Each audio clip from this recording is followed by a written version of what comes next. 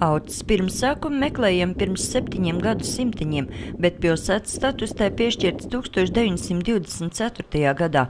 Šodien nelielā Lietuvas pierobežas pilsētiņa ārēji šķiet pavisam klusa un ļaudis ielās nesteidzīgi. Tomēr šāds priekšstats esot visai maldīgs.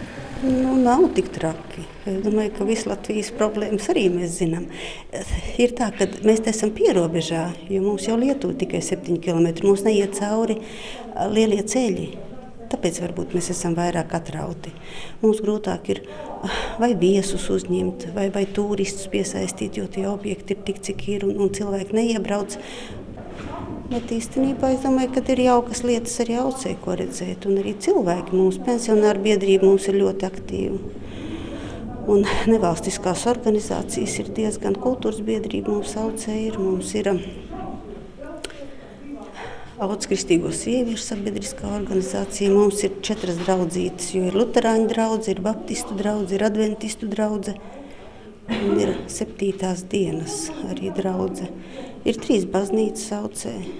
Un ir diezgan daudz tautību, jo esam puslējuši arī te liela tiesa. Ir krievu cilvēki arī droši vien, kas runā latvisku, jo krievu valodu nevisai dzirdam. Tā saucamie treknie gadi vienīgajai pilsētai Latvijā, kurā ir nevien sava dzimšanas diena, bet arī savu vārdu diena, esot bijuši pagājušā gadsimta sākumā, kad pilsētņā darbojās gandrīz 300 uzņēmumi un bija tikai 14 bezdarbnieki. 35. gadā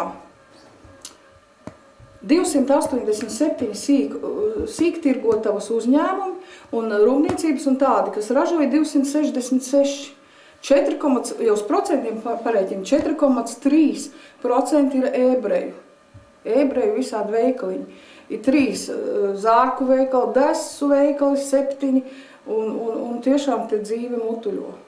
Lai liecības par pilsētas vēsturi neaiziet zudībā, aucēnieši neraugoties uz krīzes laika finansiālajām grūtībām, atkal svinēja svētkus, savu muzeju atklāšanu. Tūlīt varēs sākt aplaudēt. Var? Tā ir. Man taisni patīk salīdzināt, kā transformējas, piemēram, vide. Mums ir tāds mākslinieks, Raits Junkers, kurš vienkārši, viņam bija tāds projekts, augstskolu cilvēks beidza. Viņš tajās kūtīs, kur vienkārši bija kūtis, uztaisīja ideju centru. Un šajā ideju centrā pat paviesojās valsts prezidents, tad, kad bija atbraucis. Tas ir ļoti interesanti, kā mainās vide. Pilsētiņas iedzīvotājiem rūp savas vietas vēsturi, tāpēc viņi sola muzeja krājumus papildināt ar padomlaika liecībām, bet nostalģijā par pagātni šeit neviens nedzīvo. Aucis pēc 20 gadiem, vai jūs tādu vīziju redzēt? Jā, droši vien būs lielais ceļš uz Lietuvu, kad visi brauks caur Auci uz Lietuvu, jo tā ir Baltija.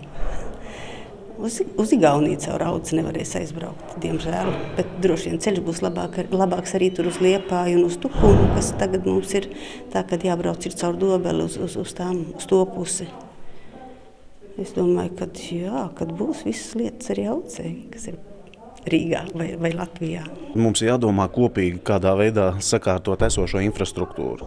Un šajā gadījumā tā nav tikai Aucis novada problēma, tā ir mūsu valsts problēma, jo ja būs sakārtota infrastruktūra, ja mums būs sakari ar kaimiņu valstīm, ja būs normāli apstākļi nodrošināt mūsu uzņēmējiem savas darbības nodrošināšanai, tad attīstīsies Aucis novads, tad attīstīsies Zemgale, tad attīstīsies, protams, Latvija. Sandra Leitāne, Andris Pāns, TV Spektrs.